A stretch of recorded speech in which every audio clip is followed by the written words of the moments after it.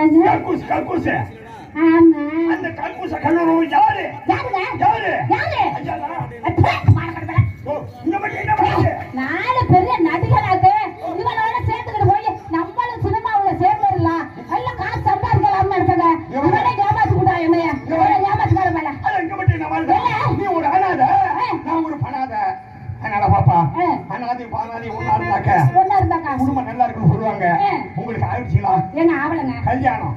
கல்யாணம் கல்யாணமே ஆவலங்க ஆனா தொங்கி போய் நிக்குது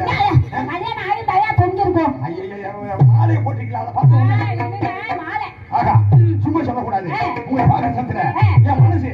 அப்படியே படுக்க படுக்க படுக்க படுக்க ரொம்ப அடிக்க கூடாது